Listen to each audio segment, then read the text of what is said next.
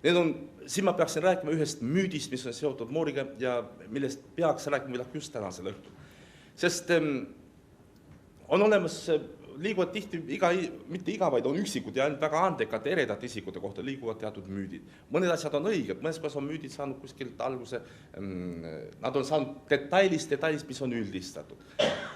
Üks niisugune teadme on, kui räägib Felix Moorist, et Felix Moor oli suur viinavõtja.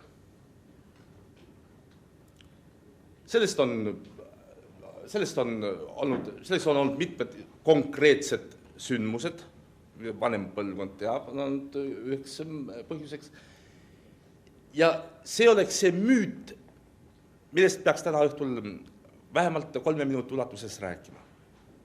Sest see müüt võib kesta jätkuda, kui me sellest ei räägiks. On olemas inimesi, kes võtavad iga päev 150-200 grammi viina iga söögi alla ja me ei teagi, et need inimesed on viinavõtjad. Ja käib see inimene rahulikult ringi, me näeme ta iga õhtu istumas kuskil kunstiklubis ja ta lõhnab kogu aeg viina järgi, ta teeb keskmiselt tööd, just keskmiselt tööd, sest ta ei tee kunagi hästi tööd, ta ajab nüüd päevast päeva läbi ja keegi ei ütle selle inimese kohta, et ta on viinavõtja. Felix Moor, ma tean tema elu kuskil 38. aastast peal, kus me tutvus hakkas alguses, ma kui õppilen temaga õpetajaga, eriti hilisemad aastad. Felix Moor töötas 6 aega kui loom kodus. Ta magas tihti 6 tundi ja see 6 aega, mis Felix Moor kodus töötas, seda mitte keegi inimesed ei tea. Inimesed teavad seda hetke, kui Felix Moor lõpetas 6-ajase töö, selle meeletu vaimse pinge, kui ta tegi suuri määratuid tõlkeid ja kui ta 6 aega oli tööd teinud kodus ja siis pani vanad riided selja ja ütles, et nüüd ma lähen paariks päevaks linna. Ja siis Felix Moor tuli paariks päevaks linna, siis oli tema istus lokaalis, oli tema lokaalist teise lokaalverenderung, Felix Moor puhkas, istus noorte toredate sõpradega koos, ajas head juttu, oli Heldemari laps, võttis taskust raha ja siis 2 päeva puhkas, siis läks koju tagasi ja töötas jälle 6 aega. See, mida Felix Moor 6 aega tegi, sai teab mitte keegi, aga kõik nägi seda, kui Felix Moor 2 päeva käis sõpradega mööda linna ringi.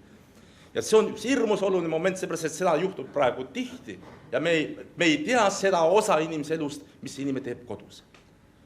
Meil on kahju, meil Felix Moori pärand on siiamaani veel lõpuni läbi uurimata, aga me võime võtta või kas need tema viimase aasta tööd, kas või sama tööprotsess, mida ta tegi Moskvas.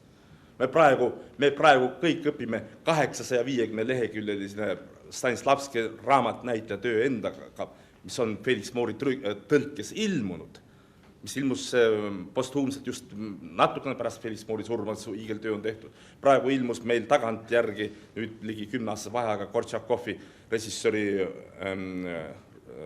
õppetunnid Stanislavski juures, umbes 500 leheküljeline raamat, mille Moor tõlkis. Meil on ilmunud Moori eetika, Stanislavski tõlked. Meil on olemas mitmed asjad käsikirjas, mis Moor tõlkis ise endale selleks, et materjali valitsema hakata. Seda hiigeltööd, rääkimata kõik, millest siin juba räägiti, mitmed tema näitlejate osad, aga see hiigeltöö, terve raadio kunstile aluse panemine. Praegu peale ehitada on nii lihtne, aga anda need põhireltsid ja see hiigeltöö, mis ta tegi põhireltsid, nii kuuldemängus kui deklamatsioonikunst, lugemistundes, need põhirelsid, mis said paika pandud, see vundament, mulle tundub, et see on võrdlemisi aukartust äratav tööosa, mille jõudis üks inimene ära teha 50-52 aastaga. Ja see on see osa, millest me võib-olla ei ole küllaldaselt rääkinud.